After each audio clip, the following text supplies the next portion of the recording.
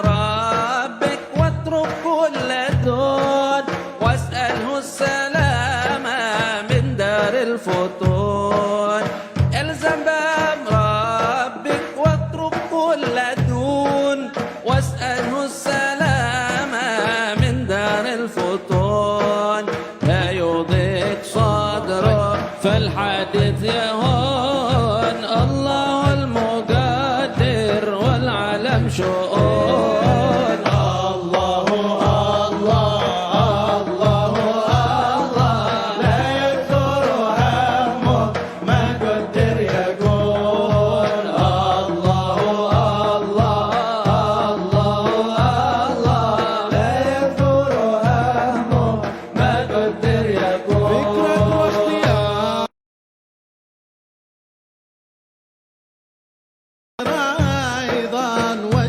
من براك فكرك واختيارك داهما وراك، والتدبير أيضا واشهد من براك.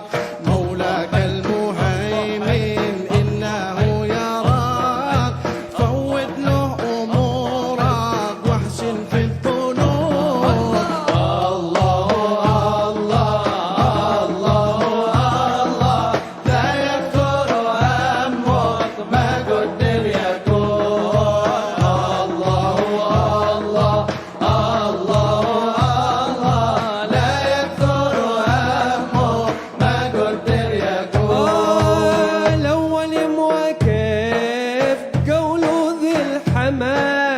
يعترف على الله الذي خلق.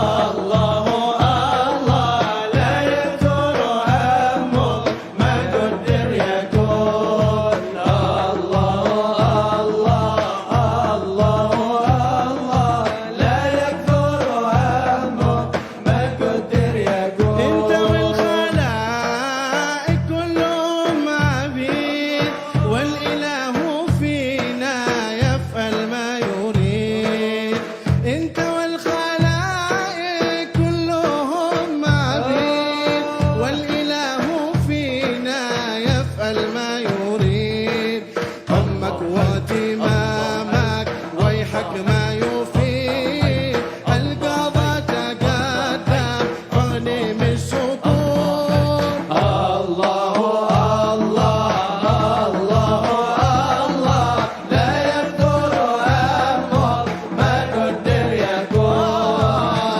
الله الله الله الله، لا يقدر همك ما قدر يكون. الذي لغيرك لا يصل إليك، والذي قسم لك حاصل لديك. الذي لغيرك لا يصل إليك، والذي قسم لك حاصل لديك. فاستغل بربك والذي عليك في فرض الحقيقة والشرع المصون.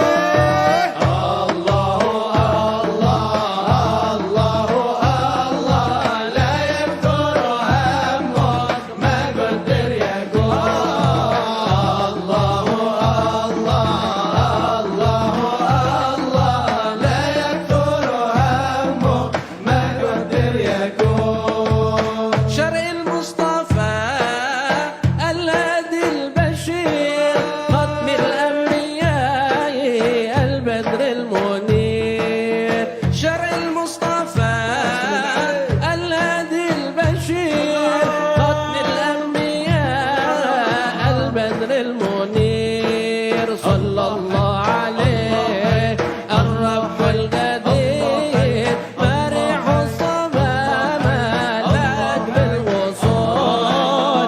الله الله الله، لا يكثر همك ما قدر يكون.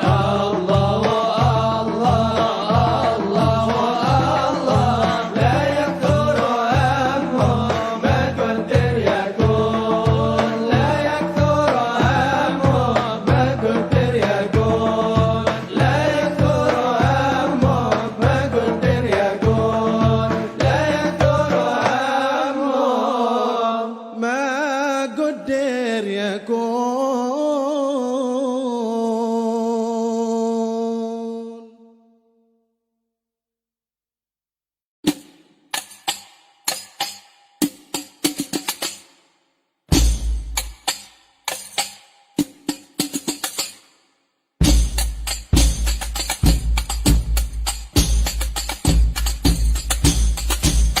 طريق خير الورى دعوة إلى الله دوام بالفعل والقصد والنية وخير الكلام بالفعل والقصد والنية وخير الكلام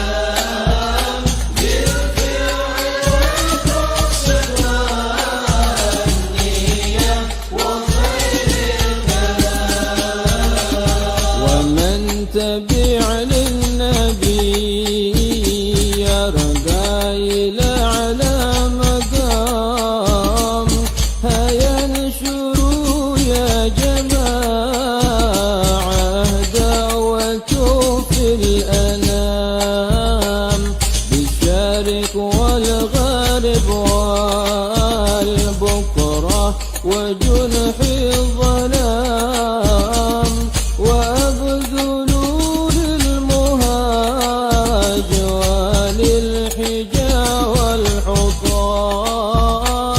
وأبذلوا للمهاج وللحجاج والحطام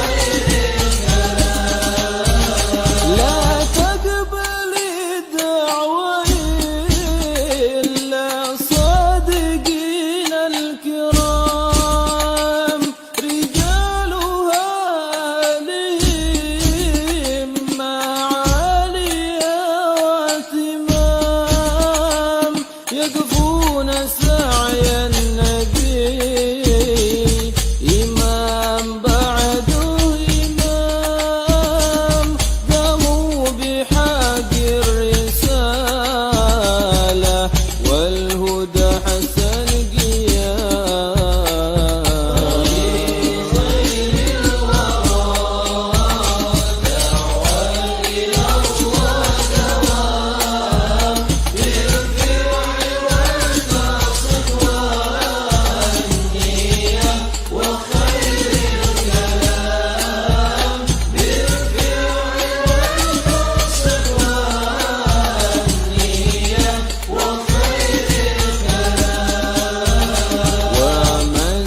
بهم سعيد به أجمعين. سبحانك لا علم لنا إلا ما علمتنا إنك أنت العليم الحكيم ولا حول ولا قوة إلا بالله العلي العظيم.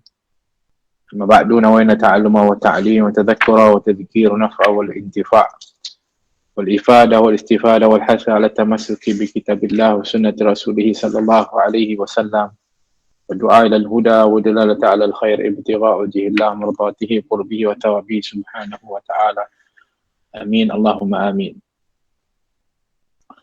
قال رضي الله عنه نفعنا الله بعلومه في دارين آمين رضي الله عنكم إلى أن قال فصل وأما ضعف الإيمان فهو بلية عظيمة وخسرة ذميمة تنشأ عنها أمور مذمومة مثل ترك العمل بالعلم وترك الأمر بالمعروف والنهي عن المنكر والأمل في المغفرة بلا سعي لها والاهتمام بالرزق وخوف الخلق إلى غير ذلك من الأخلاق المشؤومة.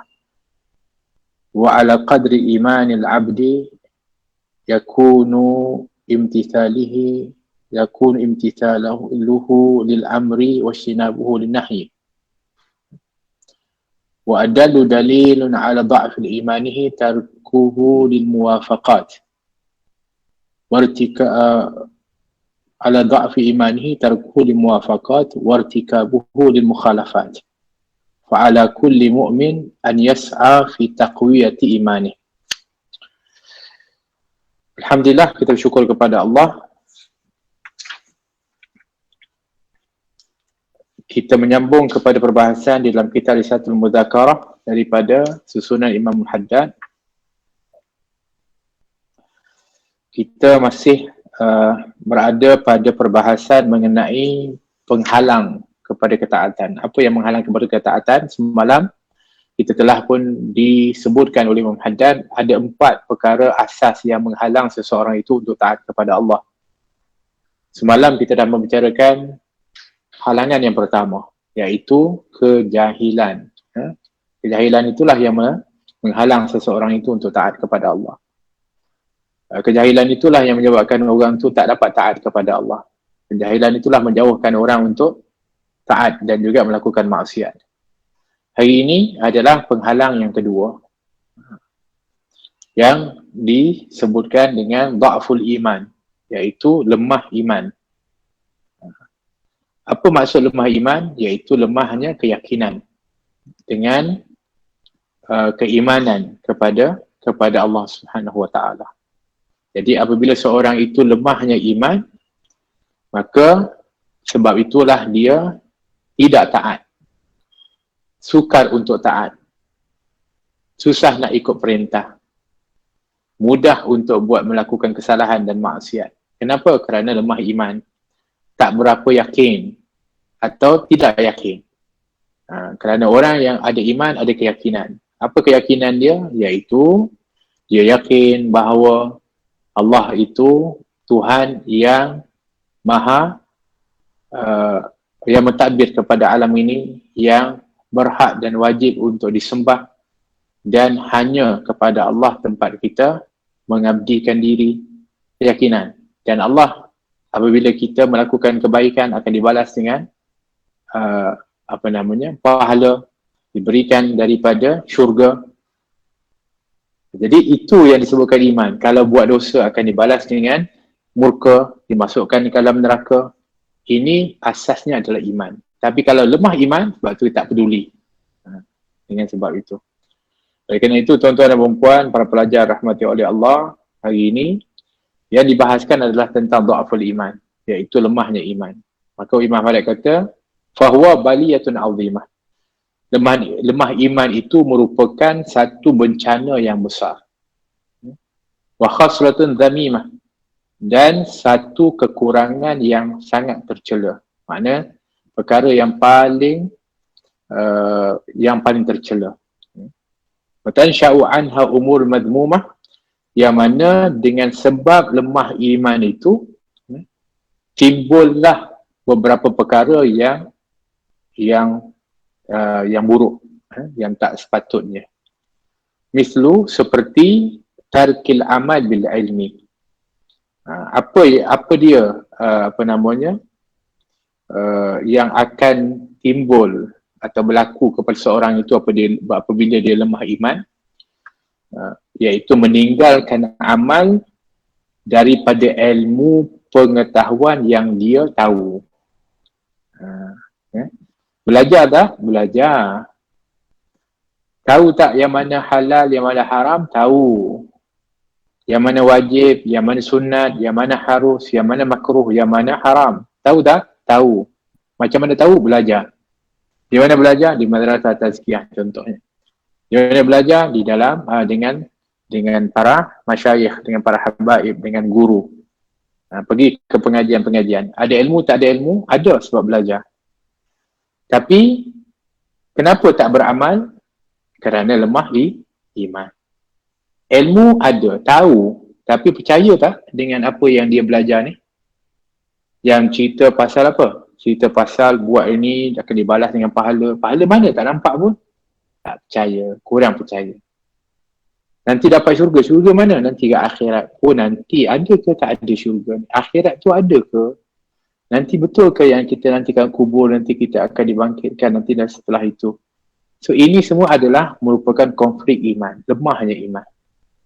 Jadi apa kesan dari lemah iman tu? Maka dia akan meninggalkan amal walaupun sebenarnya dia sudah mengetahui atau mempunyai ilmu. Itu satu.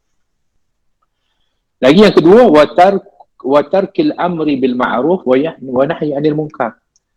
Yang keduanya, meninggalkan amar ma'ruf dan nahi munkar, iaitu meninggalkan daripada dakwah, menyuruh kepada yang ma'ruf, mengajak kepada yang baik, meninggalkan juga daripada mencegah kepada kemungkaran.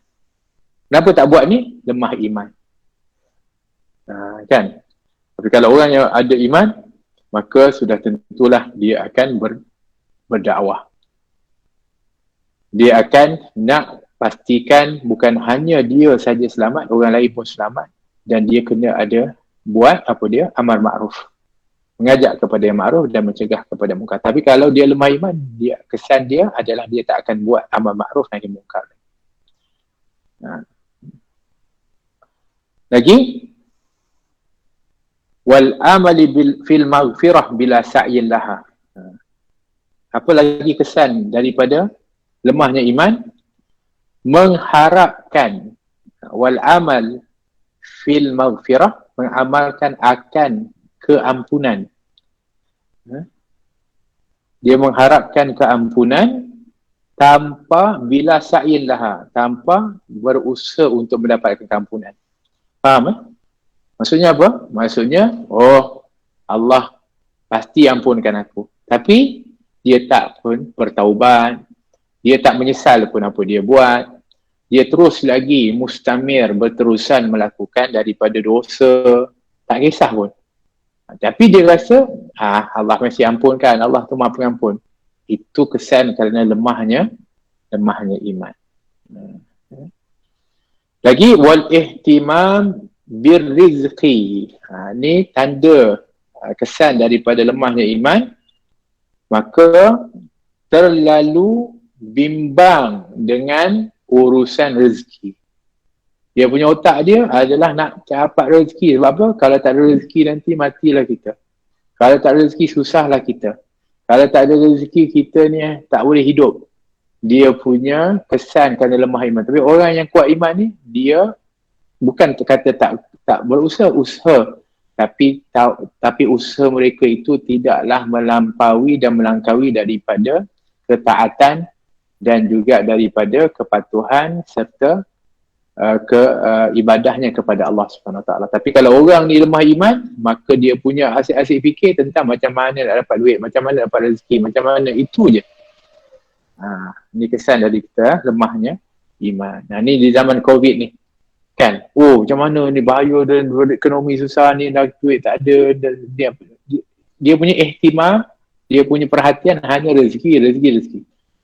Sedangkan ini adalah merupakan sepatutnya saat untuk kita kembali kepada Allah, memperkuat dan memperkukuh iman.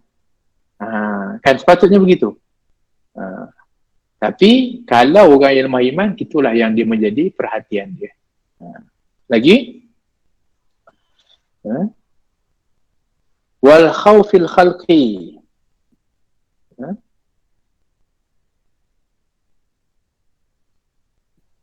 Takut atau wal khawfil halqi, yakni dan takut akan miskin ataupun papa. Takut sangat miskin. Itulah dia punya kerana lemahnya iman. Ila ghairi dhalika minal akhlaqi masy'umah. Dan lain-lain lagi daripada sifat-sifat yang tercela. Wa ala qadri imanil abdi yakunu imtithali amlil amri wa ijtinabihi lil nahyi. Jadi menurut kadar dan ukuran iman seseorang, hamba itu, kalau kita kata macam mana kita nak ukur iman. Saya ni tahap mana iman saya ni? Kan? Kata Imam Haddad, iaitu terletak kepada ketaatan dia, kepatuhan dia kepada perintah Allah, dan sejauh mana dia menjauhi larangan Allah. Itulah ukuran iman. So kalau kita kata iman saya ni tahap mana? Tengok sejauh mana kita patuh kepada perintah Allah. Iaitu kita buat apa yang Allah suruh je, kita segera dan cepat-cepat dan sungguh-sungguh buat. Maka itu tanda iman kita, alhamdulillah. Dan tentang perkara yang haram, yang Allah larang, Allah tak suka ni, kita terus jauhi. Alhamdulillah. Tapi kalau kita kata Alhamdulillah saja ni iman kuat, tapi bab kalau Allah suruh, Allah suka, Allah perintah, dia lambat-lambat atau dia tinggalkan, ini adalah tanda iman yang lemah. Yang haram, yang Allah benci, Allah tak suka, dia pergi buat, dia dekat-dekat dengan benda tu, itu tandanya bahawa dia adalah lemah iman. Bukannya jadi ukuran iman itu adalah sejauh mana patuhmu kepada perintah dan menjauhi larangan Allah. Itu ukuran iman seseorang. Wa adalu dalil ala dha'fi imanihi tarkuhu lil muwafaqat wa irtikabuhu lil mukhalafat. Adapun bukti yang bukti yang paling utama tentang lemahnya iman seseorang itu adalah apabila dia mudah meninggalkan perbuatan yang dianjurkan oleh agama. Kan? Apa yang agama suruh dia buat, dia mudah tinggalkan. Itu tanda yang paling senang untuk nak tahu bahawa dia lemah iman. Apa yang diperintahkan oleh agama ni, dia selalu tinggal. Lagi, wartikabuhu lil mukhalafat, dan dia mudah membuat perbuatan yang bertentangan dengan ajaran agama. Itulah kalau kita kata tadi, kalau nak tengok kita ni kuat tak iman kita, iaitu sejauh mana patuhnya kita kepada perintah Allah dan jauhi larangan Allah. Nak tahu kita lemah iman atau tidak, iaitu kita ni mudahnya meninggalkan perintah ataupun daripada suruhan agama dan mudah melakukan daripada larangan-larangan agama. Itu yang kita kena cek, muhasabah diri kita. Kita ni duduk dalam iman yang mana ni? Kuat ke lemah? Kerana kalau kita lemah, kita masalah besar. Masalahnya apa? Masalahnya kita akan lagi berat dan payah untuk nak taat kepada Allah. Sebab tu kita kata, kenapa saya susah sangat nak buat ketaatan? Kenapa saya susah sangat nak buat ibadah? Kenapa saya susah sangat untuk nak membuat kebaikan-kebaikan? Suka sangat benda-benda yang bukan-bukan dan sebagainya. Rupanya masalahnya adalah lemah iman. Masalah kejahilan tadi, saya belajar, saya ada ilmu, saya dah pergi madrasah, saya pergi majlis pengajian. Tapi antara sebab yang kalau itu selesai masalah, tapi ada masalah lain yang menyebabkan dia berat nak taat kepada Allah, adalah kerana lemahnya iman. Baik. Fa'ala kulli mu'minin an yas'a fi taqwiyati imanihi. Oleh kerana itu, bagi setiap orang yang beriman itu, hendaklah dia bersungguh-sungguh untuk menguatkan iman dia. Jadi dia kena sentiasa memupuk iman.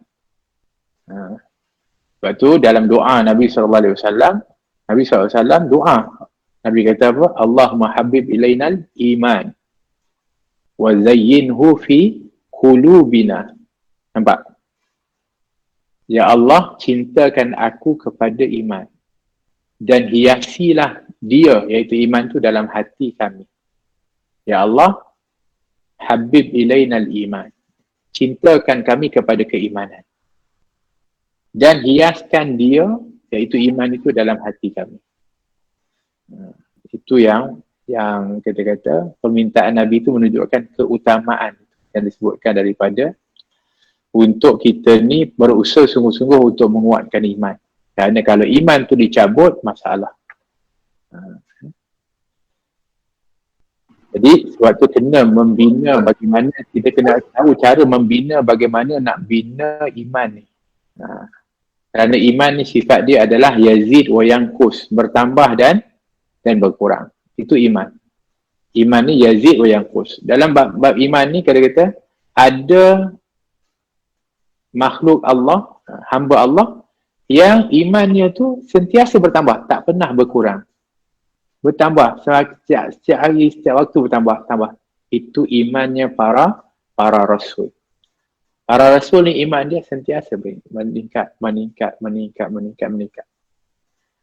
Ada iman yang disebutkan statik. Iman terus.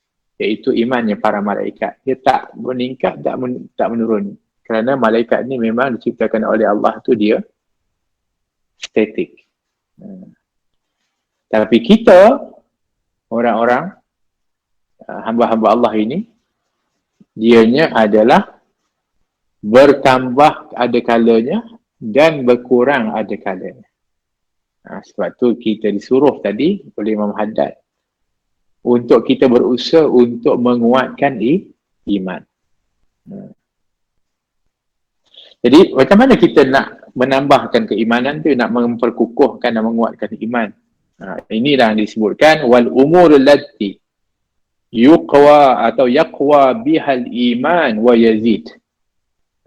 Dan perkara-perkara yang menguatkan dengan sebab dia akan iman dan menambahkan iman. Apa dia perkara itu? Ada tiga. Ada tiga perkara atau tiga faktor yang dia menguatkan iman dan menambah iman. Yang ni yang kita nak kena tahu. Supaya apa? Dengan tahu ni mudah-mudahan kita berusaha untuk nak berusaha dengan perkara-perkara ini, dengan faktor ini untuk membina iman dan menguatkan iman kita. Apa dia yang pertama? Ahaduha, yang pertama, an yusghi bi sam'ihi ila al-ayati wal akhbar allati fiha dhukira al-wa'd wal wa'id wa umuril akhirah wa ila qisasil anbiya. Yang pertama adalah dia benar-benar mendengar, yusghi bi sam'ihi, dia benar-benar mendengar, bukan sekadar dengar-dengar. Kan ada orang dia dengar, saya dengar, macam Rohah ni pun kan, yang dengar, saya dengar lah. Tapi sekadar dengar masuk telinga kiri, keluar telinga kanan, ataupun ada lagi teruk, tak sempat masuk dah keluar dah. Tak sempat masuk. Kenapa? Tidur, sambil-sambil tengok tu entah apa dia buat dekat situ kan. Ada orang mungkin ada kat dalam ni hati dia kat tempat lain tengah khayal. Jadi bermakna dia tak benar-benar yusri bi sam'ihi, dia tak benar-benar mendengar. Sebab tu ketika mana ketika mana ahli neraka sa'ir tu, Allah ketika ditanya kepada dia, kenapa kamu ni masuk ke dalam neraka sa'ir? Dia mengatakan, kalau dulu lau kunna nasma'u au na'kilu ma kunna fi ashabis sa'ir. Kalau dulu kami benar-benar dengar dan kami betul-betul berfikir, menggunakan akal kami ini untuk memahami betul-betul, kami tak akan masuk ke dalam neraka sa'ir. Jadi sebab itulah ketika mana disebutkan benar-benar mendengar ni, maknanya kena tadabbur, kenalah dianya betul-betul menghayati. Kepada apa nak dengar? Iaitu ilal ayat, iaitu kepada ayat-ayat Al-Quran, iaitu firman-firman Allah Subhanahu Wa Taala. Lagi wal akhbar, iaitu maksud akhbar ini adalah hadis Nabi SAW. Tentang apa? Yang dalam Al-Quran dan hadis itu menyebutkan tentang zikrul wa'di wal wa'id, yang menceritakan, yang menyebut tentang janji-janji yang baik kepada orang yang taat, orang yang beriman, orang ini ada janji yang baik kepada dia, apa dia? Balasan yang mulia, masukkan syurga, rahmat Allah. Dan wa'id, iaitu janji-janji yang ataupun ancaman-ancaman yang dahsyat kepada orang yang ingkar, kepada orang yang buat maksiat, yang akan dapat murka Allah dan dimasukkan neraka. Jadi kena banyak-banyak kita merenung, mendengar sungguh-sungguh pada mendengar ni, menghayati dan tadabbur kepada Al-Quran dan hadis-hadis Nabi yang menceritakan tentang janji-janji yang baik dan juga janji-janji yang buruk. Dia panggil apa? Dia panggil iaitu targhib wa tarhib.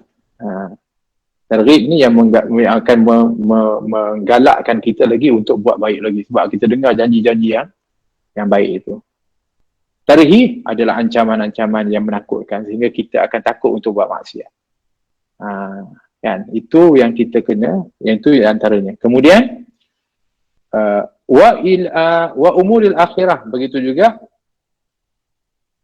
kita disuruh untuk juga sentiasa merenungi dan mendengar semua tentang akhirat. Sebab di antara problem yang selalu berlaku kepada orang tu, dianya keimanan kepada hari akhirat tu yang kadang-kadang akan lemah. Sebab apa? Sebab perkara akhirat ini adalah perkara sam'iyat dipanggil. Perkara yang didengarkan kisah-kisahnya, perkara-perkaranya, tapi tak ada orang yang nampak. Ialah kecuali Rasulullah lah ketika dia Isra' dan Mi'raj. Mi'raj. Tapi maknanya benda yang disebutkan umurul akhirat ini adalah perkara yang gaib. Perkara yang tak ada. Yang mana hanya iman saja yang kita kena ada untuk meyakini dia. Sebab tu kita kena selalu dengar cerita-cerita tentang akhirat. Lagi, dengar cerita-cerita para nabi. Wa ma uyidu bihi minal mu'jizat, dan juga tentang kurnia atau mukjizat yang dikurniakan oleh Allah kepada mereka. Jadi di antaranya cara untuk kita kuatkan iman ni, selain daripada kita tadabbur Al-Quran, kita hayati hadis tentang janji-janji Allah, begitu juga caranya adalah dengan kita ni sentiasa mendengar dan juga menghayati tentang akhirat, dan juga mendengar atau diperdengarkan tentang kisah-kisah para nabi, bagaimana mukjizat-mukjizat mereka. Dan begitu juga tentang apa? Tentang wa ma halla bi mu'anidihim minal masulat wa ila ma kana alaihi salaf salih min zahadah fi dunya wa rughbah fil akhirah wa ila ghairi dhalika min adillati sam'iyat. Dan betapa beratnya azab dan seksa yang menimpa kepada orang-orang yang menentang kepada para nabi.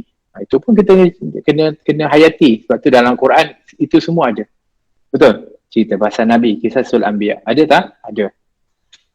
Apa lagi yang ada dalam Quran? Iaitu tentang kaum-kaum atau umat-umat yang menentang kepada nabi tu. Itu pun ada dalam Al-Quran. Sebab tu dia suruh untuk kita menghayati. Sebab itu pasti akan memberi kesan kepada iman, sehingga iman kita akan bertambah dan akan kuat iman kita. Dan juga di antara cara menguatkan iman tu, ini masih dalam kategori yang pertama, iaitu mendengar sungguh-sungguh ni. Apa yang selalu kita kena dengar juga termasuklah kisah-kisah pasal atau berita para soleh, salafun soleh, tentang zuhud dia di dunia, tentang cenderung mereka kepada akhirat dan lain-lain daripada dalil-dalil syariat. Jadi bermakna kita, sebab itulah adanya daripada kitab-kitab yang disebutkan tentang kitab-kitab yang menceritakan para salafun soleh. Kan? Iaitu mereka ulama'-ulama' salaf, yang mana mereka ni ada kisah-kisah yang luar biasa daripada kehidupan mereka itu yang boleh menjadi ibrah kepada kita. Contoh, kalau kita kata pengarang kitab di Imam Haddad, kita tahu kisah dia, macam mana dia di dalam kehidupan dia, bagaimana dia menuntut ilmu. Umur 4 tahun dia dah buta. Tapi Masya Allah Tabarakallah, mujahadah dia dalam menuntut ilmu sehingga dia menghafal Quran dalam peringkat umur yang sangat muda, walaupun dalam keadaan buta, tapi bersungguh-sungguh. Bukan hanya menuntut ilmu, tapi ibadahnya, sehingga akhirnya menjadi ulama yang besar. So kalau kita dengar kisah-kisah para salafun salih, Masya Allah Tabarakallah, pasti dia bercerita pasal zuhud dia macam mana, cerita pasal macam mana dia sungguh-sungguh untuk akhirat. Kan, dunia ni mereka tak kisah sangat, tapi mereka tumpu kepada akhirat. So benda tu akan beri kesan tak kepada iman jiwa kita? Pasti.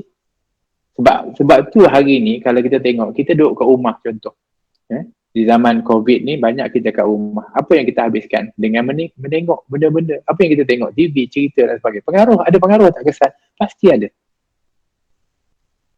Tak kira lah dia ni orang yang belajar ilmu, sekejap lagi dengar ceramah ni, sekejap lagi ni, ataupun dia pelajar madrasah sekalipun, tapi kalau dia sentiasa melihat cerita-cerita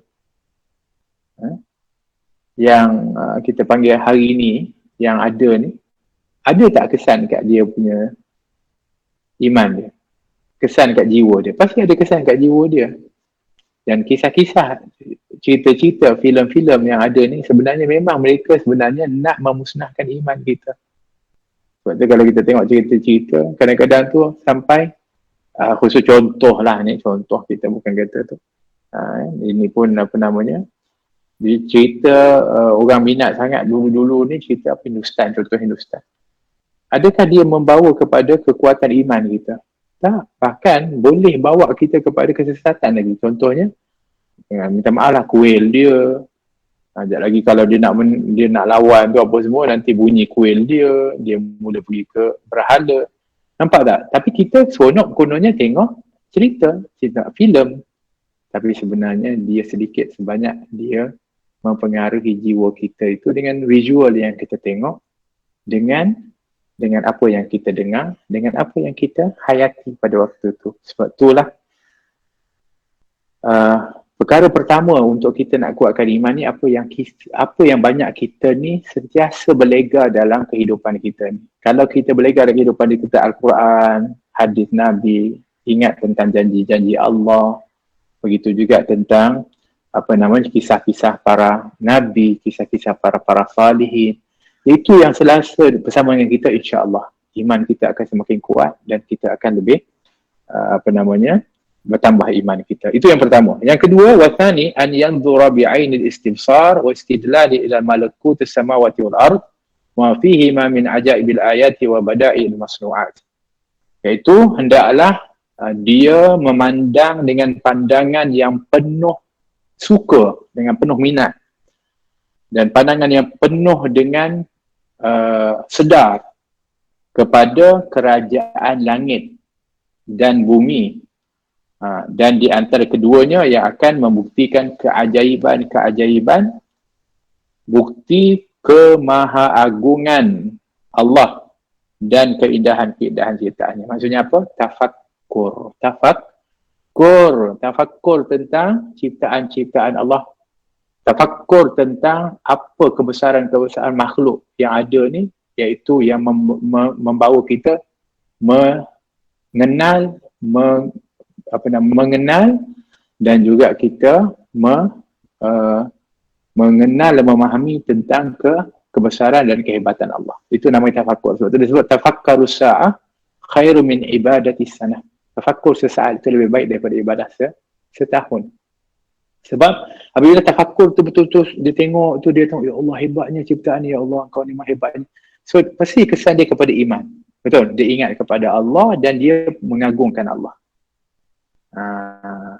Itu dipanggil ibadatul fikri, dia panggil, iaitu ibadah fikir. Kita ada ibadatul jismi, ibadah badan kita, salat dan sebagainya. Ada ibadatul qalbi, tapi ini ibadatul fikri, tafakkur.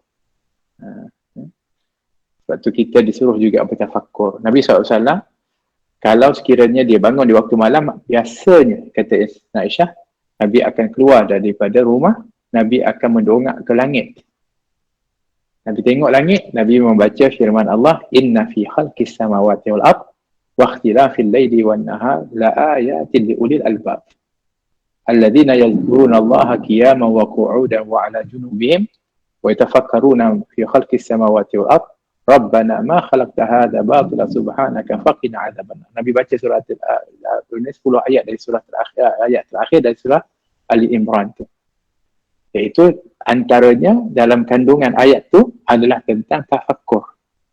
Nabi sambil melihat ke langit, membina kepada penambahan iman. Walaupun Nabi kita tahu imannya sentiasa meningkat dan mantap, tapi itulah Nabi nak tunjuk kat kita bahawa ada kesan yang besar di dalam tafakkur daripada apa yang penciptaan yang diciptakan oleh Allah Subhanahu Wa Taala.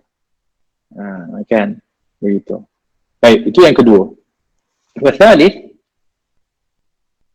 an yuwadhiba 'ala al-'amali bis-salihat wa yahtarizu min al-wuqu'i fil ma'asi was-sayyi'at. Yang ketiga adalah hendaklah sentiasa melazimi akan diri ini untuk melaksanakan amal-amal soleh. Yang pertama tadi kita menghayati Al-Quran, hadis tentang kisah-kisah para nabi dan para ulama as-salihin untuk kuatkan iman. Yang keduanya adalah dengan jalan tafakkur kepada makhluk-makhluk ciptaan Allah dan memperlihatkan kehebatan dan mengenalkan kita tentang kebesaran Allah. Yang ketiganya untuk menguatkan iman adalah dengan melazimkan diri untuk melakukan amal soleh. Jadi kita kena ada tiga-tiga tu. Kan? Tapi dia wajib baca Quran contoh, ataupun dia ialah baca kisah-kisah para wali, kisah para, tapi amalnya tak buat. Tak jadi. Jadi cara untuk nak meningkatkan iman, nak kuatkan imannya adalah juga salah satunya dengan melakukan amal soleh. Dan juga menjauhkan diri daripada terjerumus ke dalam maksiat dan dosa. Jadi itu adalah yang ketiga untuk kita meningkatkan iman dan menguatkan iman. Jadi yang ketiganya lebih kepada amal. Yang pertama tu lebih kepada tazkiyah jiwa kita. Nampak? Dengan tadabbur tadi, kuatkan daripada jiwa kita ni sehingga hati kita tu akan bersih dan juga membawa kepada penghayatan. Yang keduanya adalah membersihkan akal kita daripada was-was dan juga gangguan-gangguan pemikiran-pemikiran zaman yang boleh merosakkan daripada haluan pemikiran. Kan hari ni yang rosak ni banyak, pemikiran-pemikiran songsang dan sebagainya.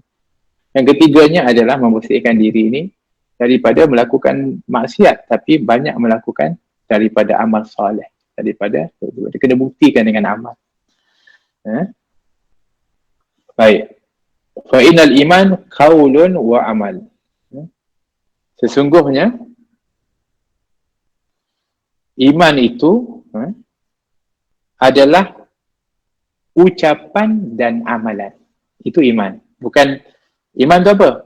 Mengakui saya beriman. Tak cukup. Iman itu adalah qaulun wa amalun. Iman itu adalah perkataan dan amalan. Yazid bitta'ah wa yanqus bil ma'siyah. Yang mana iman itu bertambah dengan ketaatan dan berkurang dengan kemaksiatan. Wa kullu hadhihi madhkurat yazidu biha al-iman wa yaqwa biha al-iqan. Wallahu musta'an.